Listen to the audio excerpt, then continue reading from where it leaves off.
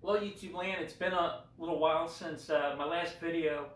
I was promising to have another video of this as to how it all works. That was probably about a week after I had that first video done of this, where it was actually showing the gameplay. Reason why I didn't, well, actually two things. I had some other personal things happening at the time, but number two though, I've got some looky-loos that would like to incorporate this into their own gameplay stuff, and like I said, I want to kind of delay them. Basically, I'm not going to say who it is, but like I said, there's a lot of eyes are on me right now. Let's just say that. But anyway, so this machine here, I was given this play field, this and the apron only. That's all I had, and then the play field was all populated, so had everything, but I had to change out all the rubbers and and also did all the LED lighting and everything. Did all that as well. So that's all that I had to begin with this game. That's actually part of the game. The the base of it, or the cabinet of it, is from another game called Hollywood Heat. And anyway, I'll show you here in a little bit though too. I had to make a few little notches in it to actually, for this playfield to actually fit and sit inside of here, inside of this Hollywood Heat pinball machine cabinet. By the way, the cabinet I got from Todd Tuckey from TNT Amusements. Actually, if you look on the bargain basement stuff that they have, or bargain bin stuff that they have, every now and then you'll see them selling just cabinets only, or maybe a play field in the cabinet. No no boards with them or anything like that. Just do whatever you want with them. And anyway, I'm trying to remember. I think it was like two cabinets that I had where they were basically empty. Like there was nothing, no heads, no nothing.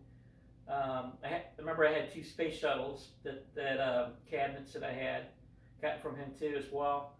But like I said, this here just had the apron and the play field, and that was given to me for free.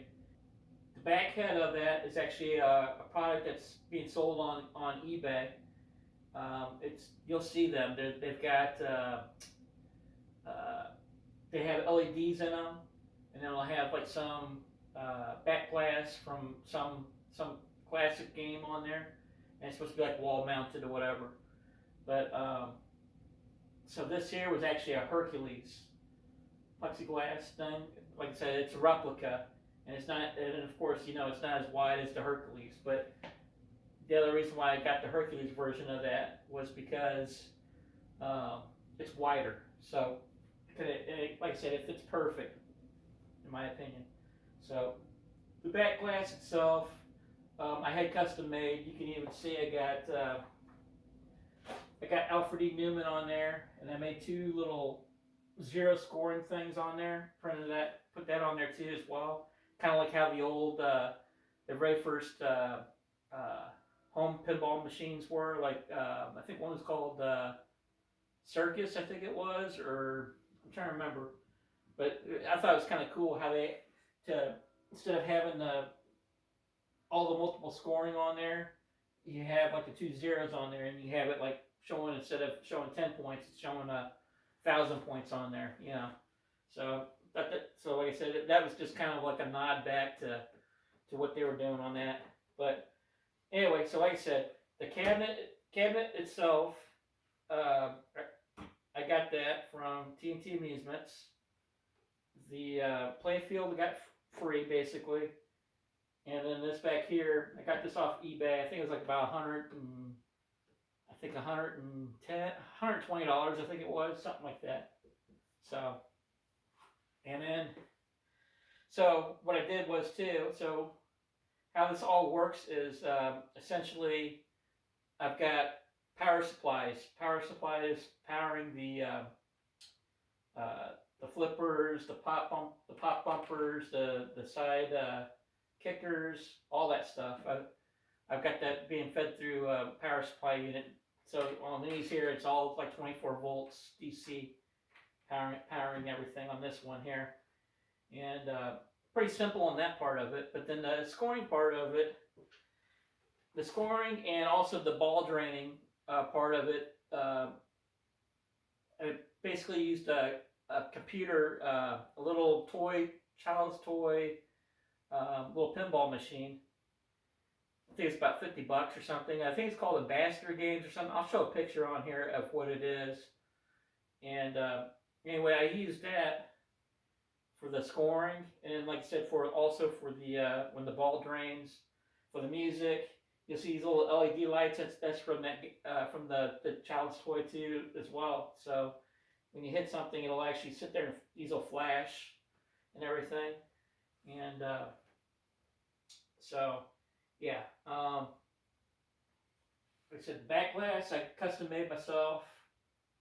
I made a little back border too of the track back here too. Did that too. Had that printed out.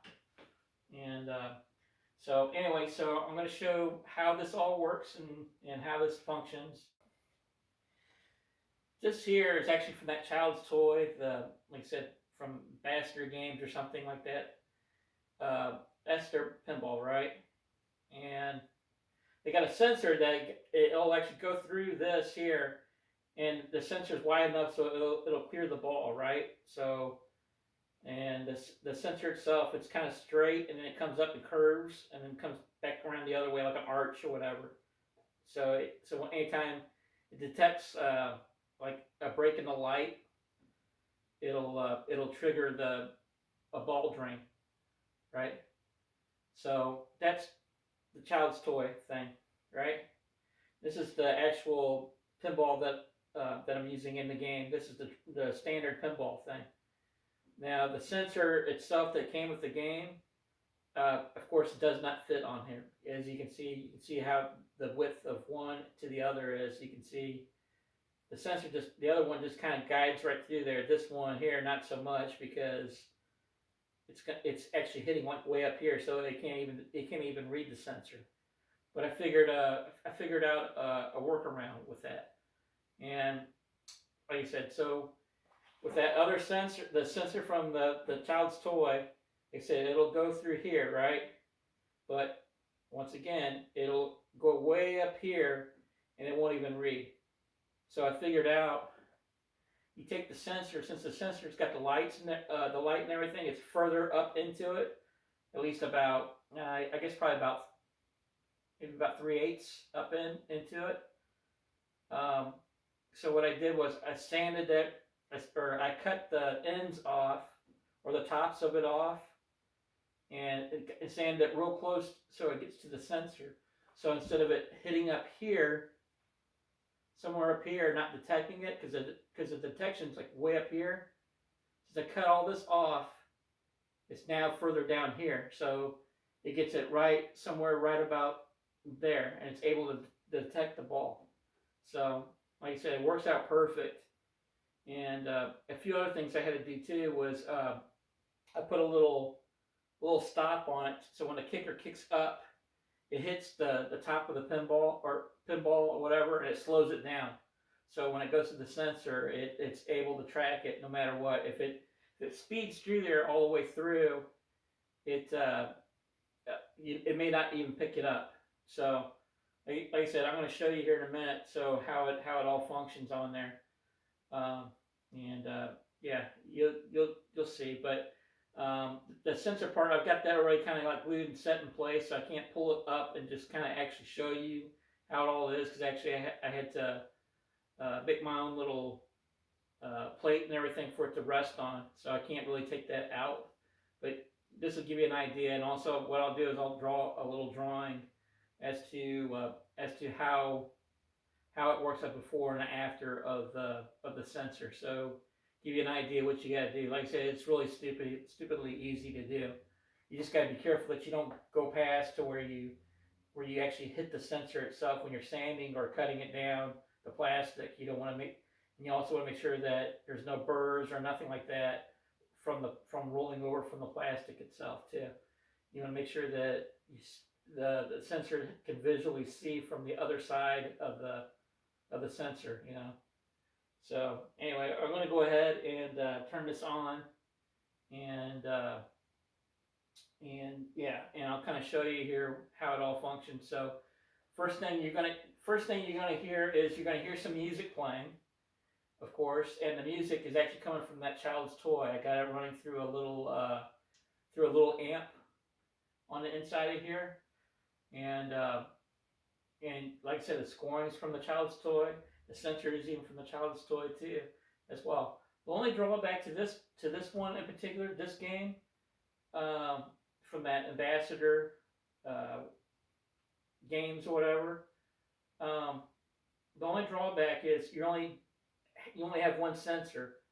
So the thing is just when you go through the first ball or whatever, it waits till it drains, and then it gives you your first ball going. I did have this set up to where I had a separate switch where you just hit that, and then it would automatically go to the scoring. So it would bypass that, but it was getting too fumbled up in there with the wiring. So I'm like, if I'm the only person kind of playing this game, it's not really going to matter, you know. So like I said, I kind of got that disabled right now. This one here, but anyway, you start the game here, and you'll see the ball is just sitting in here. Like when the game gets over with, the ball is still sitting in there. So even when the game is done with the scoring and everything else, and showing your high score and everything, you can still play the game, but it just won't score at all. So, like I said, this is kind of like my idea for, you know, if they were to build like a home pinball machine instead of you know, buying one of those real expensive ones, something for around the house or whatever, just, you know, just to have fun with.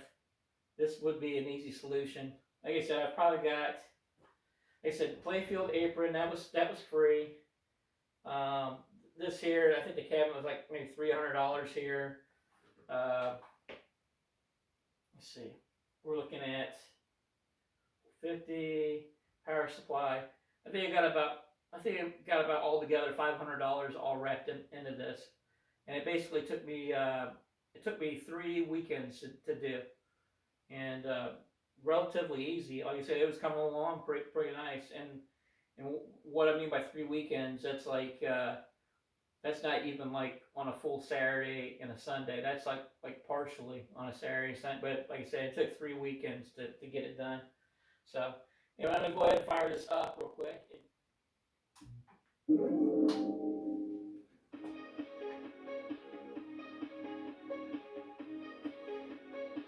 LED lights, music, scoring. Even remembers your high score that you had on there too. You can see. Now,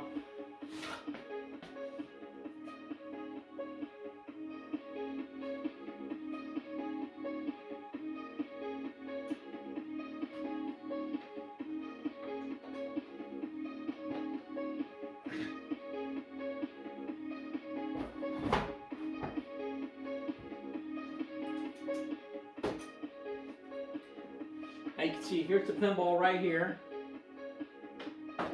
Now watch, I can sit there. See how it's not doing anything in terms of scoring. Now watch what happens when it gets down to the bottom here. Okay, I hit the start button.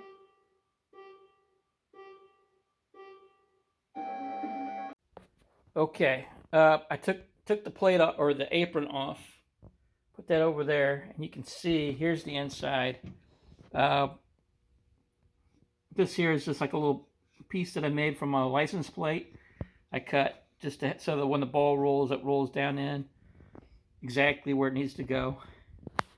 This right here, when the ball goes through here, if it hits up here, it's going to slow the ball down. I put a little piece of little tape down in there too. So if it hits, it's going to slow it down. And then right here, let's see if I can get in there close.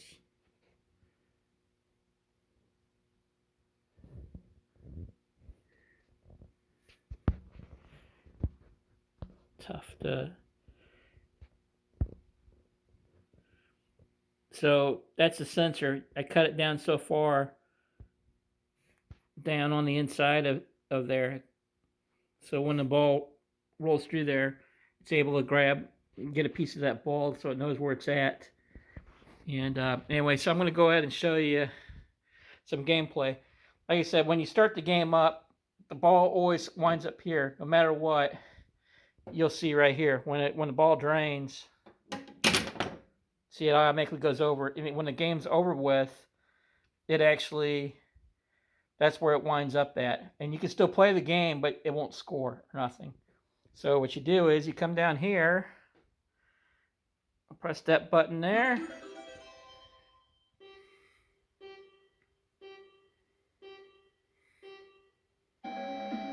Now it says start up there, right? Now what's going to happen is I took this button here, I had it to where you hit that and then it'll actually show ball 1. But figure nobody's going to be seeing that, and like I said, it's kind of clumsy with it's all the extra wiring in there.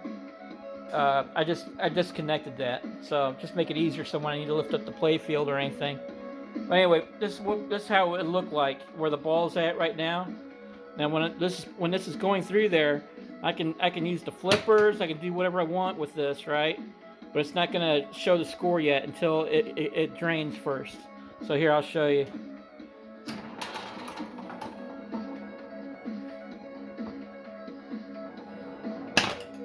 See how it's not doing anything? It still says start up there. Now watch what happens when the ball drains. See, it says ball 1. Now it's got your scoring going on.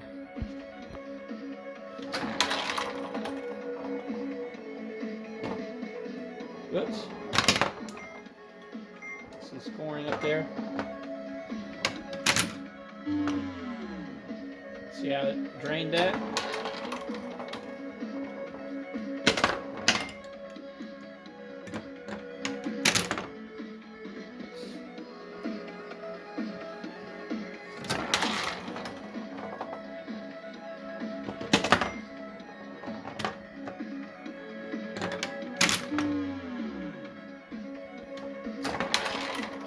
This is the last ball here.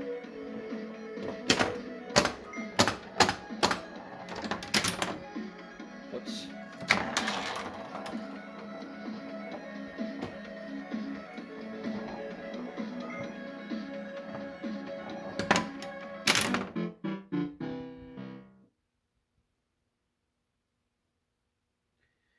So, and I'll show the high score too as well on there. Yeah, with me having this apron off now, this here I can wiggle it a little bit, and now it's not repeating as much. I have to hold down on that a little bit. When I put this apron back on, it has enough room on there where it puts enough pressure on there so it keeps, when the ball hits through here, it stays stationary. It doesn't go up or anything like that every time you go through there. But I'll show you again one more time. So anyway, like I said, you can play it right now if you want. But see, it's not scoring. It's not doing anything. So you got to come back over here.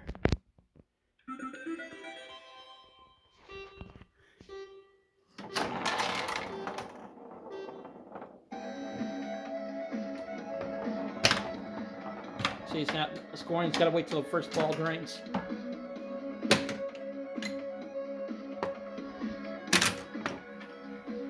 See, there it goes. It shows it. Okay.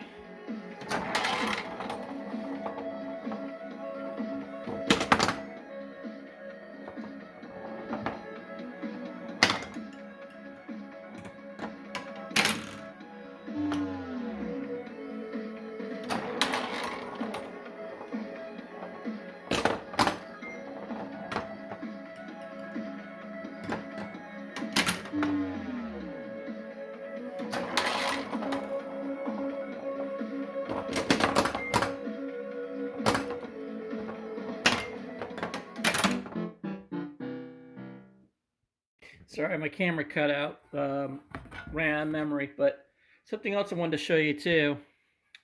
So with this apron here, if you look on the other side, I just got some tape up in there. You can see with the white tape and all that. Reason why I did all that is since this is all metal here, right? The apron. Well, you can see up here, I've got everything soldered and everything. And if that gets exposed, that could short out the actual the sensor and everything else. So I put that in there as a precaution as well with the apron by putting that tape underneath there, so there's no metal to metal contact, you know. So anyway, that's pretty much it with the game. And like I said, I'm going to kind of draw you a picture as to what I did with that sensor, so you know what to do. But and then also too, there's another one called American Girl. They make a pinball machine too. It's really nice too. I've got one, but instead of having just one sensor here, they have two sensors. So so it knows when the game is over with and when the game begins. Like with this one here, I got it's set up to where it when it first plays or whatever, and it finishes up here on the end or whatever. Then when it goes to the sensor the first time around, then it lets it know, hey, we're at ball 1 right now. So like I said, with the other one from the American Girl, the pinball machine from that, you can put a sensor like same place, like right here. And hold on. The other thing too is other thing I forgot to show you too is if you look right here. Actually, here's the sensor. I got it cut down. You can see the tops where the sensor is at. You can see the where it's almost hitting the tops of the sensor. But you can see how much I cut down before it was way out to here. And when I cut that down, let's see, try to hold this.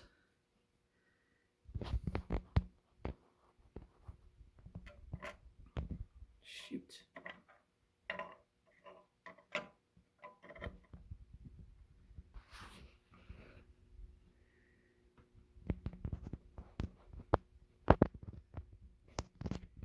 Now you can see where when the ball hits, it actually detects it because there's enough of it where it's cut down, where it's right down to the sensor, and it knows.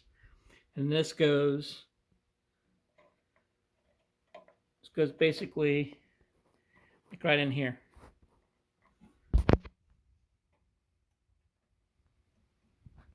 We could put it back. Hold on.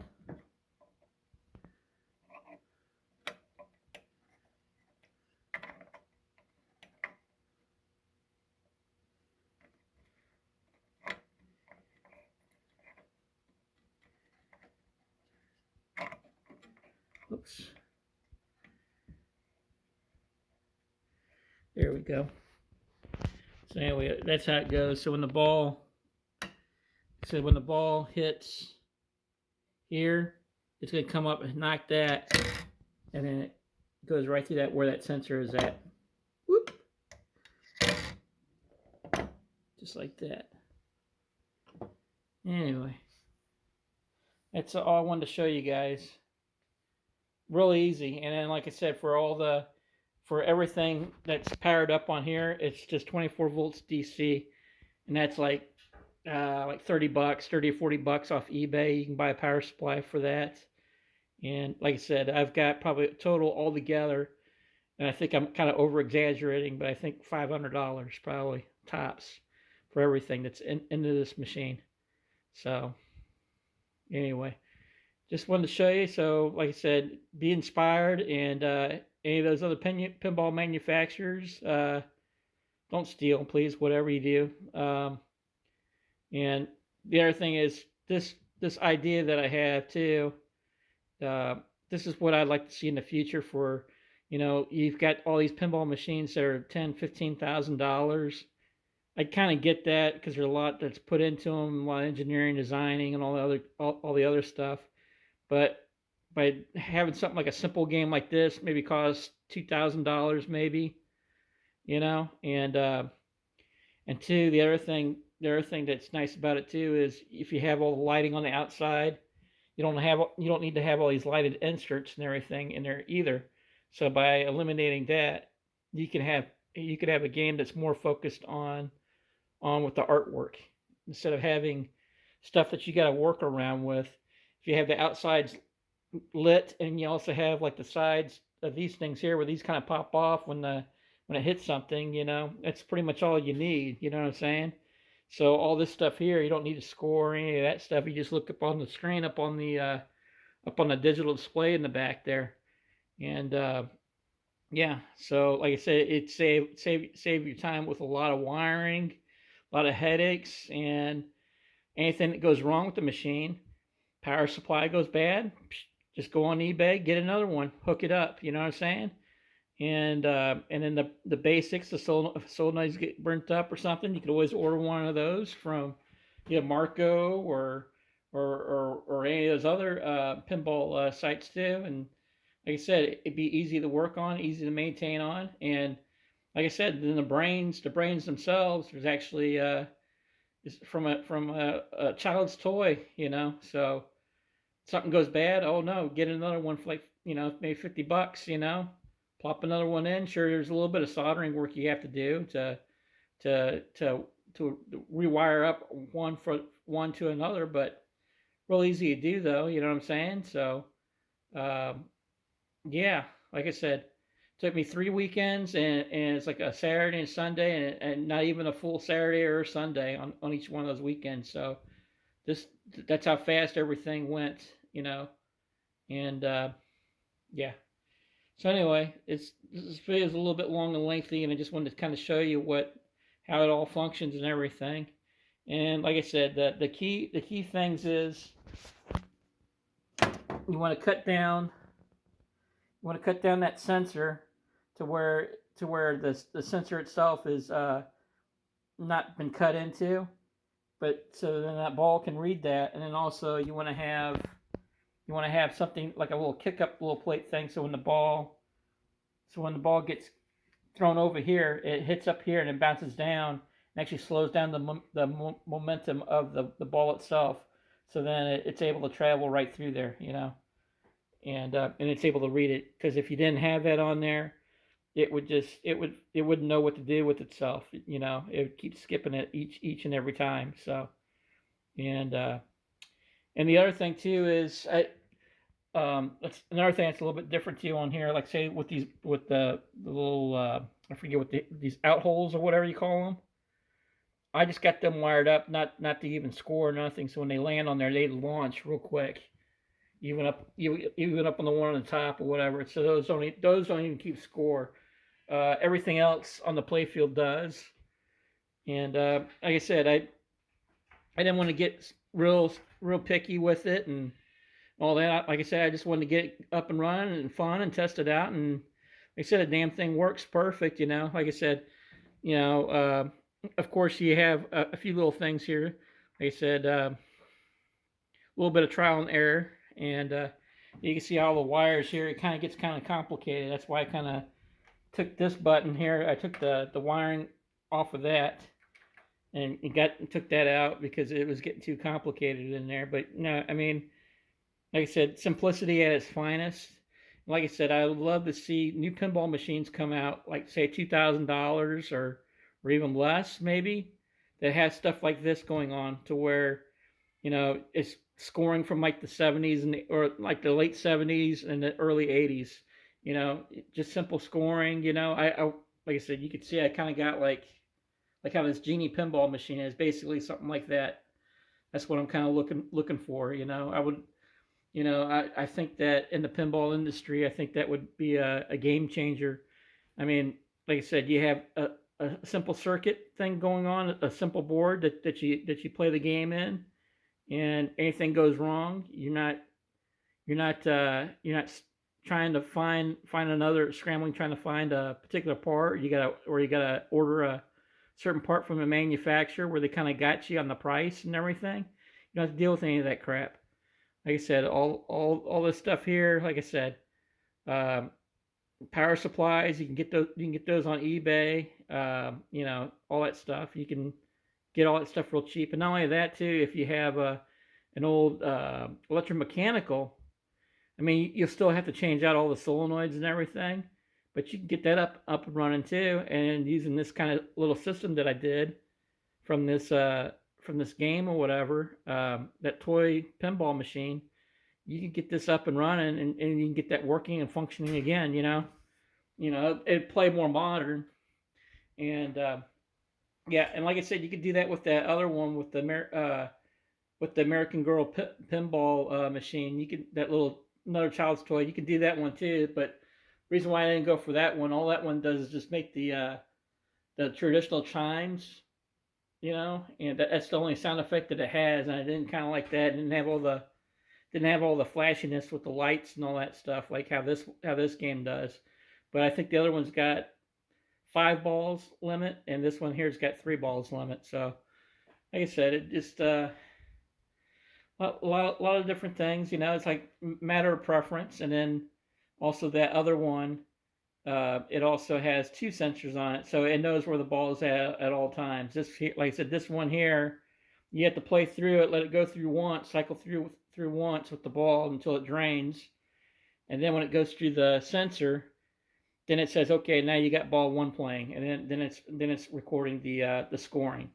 So that doesn't bother me on this one. But like I said, you can do it on either which one. And like I said too, with that other one, you'd want to you'd want to have a sensor like somewhere around here, make a bracket for it, and you'd want to have one like way up here too for the other part of it, so it knows where it's, like I said, when it's starting through the gameplay, and then when it's ending through the game through with the American Girl pinball machine. So anyway, yeah, like I said, I would have gotten to the center, but I've had things kind of pop up and little bit of things here and there. But like I said, the other thing too, I was kind of leery because of actually showing the video right away, because